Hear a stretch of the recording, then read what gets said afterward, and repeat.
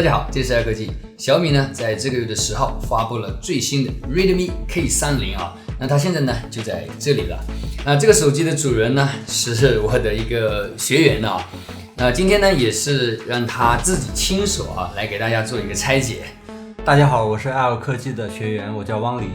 汪黎，你之前不是用这个 iPhone 10吗？那你现在是想换手机了吗？还是？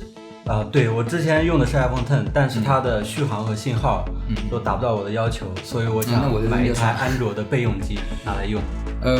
最近不是也发布很多手机吗？那你为什么一定要买 K30 呢？最近呢，我也看了不少的发布会，但是唯独 K30 的120赫兹的屏幕比较吸引我，所以我看完发布会以后，第二天马上就去小米之家去体验了一下。就是我们后面这家小米之家是吧？对，就是那一家。我当时体验了以后呢，觉得120赫兹的屏幕特别吸引我，用起来也特别顺畅，日常用起来。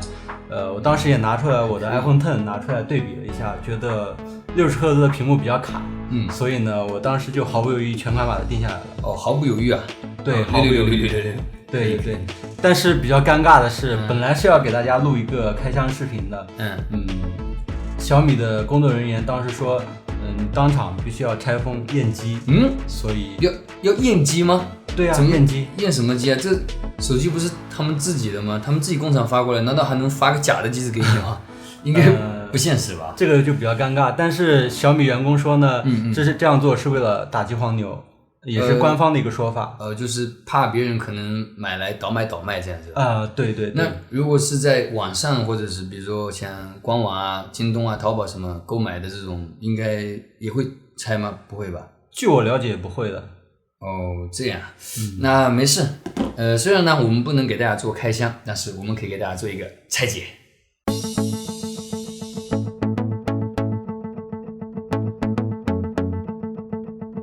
拆之前呢，可以放到加热平台上面稍微加热一下。它的胶呢是非常的少，而且也并不是特别粘啊。我们可以看到它很轻松就可以卡进去，可以滑动。打开后盖以后呢，还是很规整的啊，挺漂亮的。然后它所有的螺丝呢都是一个规格啊，就是说长短啊、大小都是一样的。这是一个喇叭和一个盖板。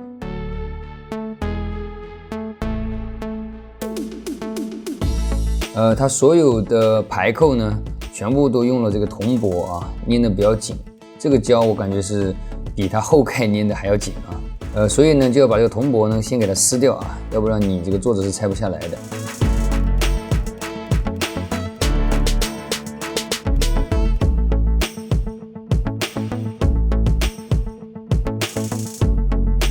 好，先断开电池，然后呢，这是一个尾插排线。指纹，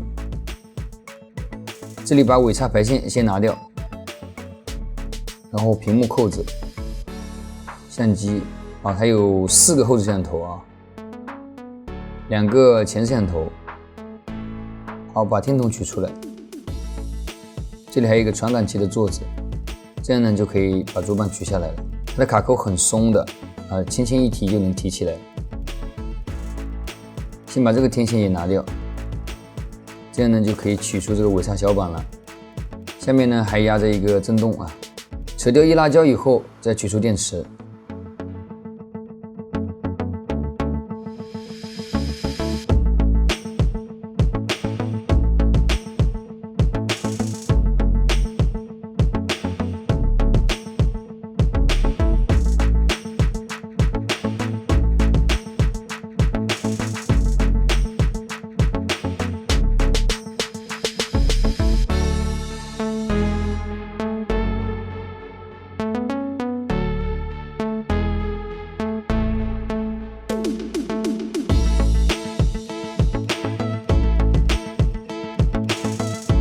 非常感谢汪黎给我们提供机器啊，并帮我们拆解。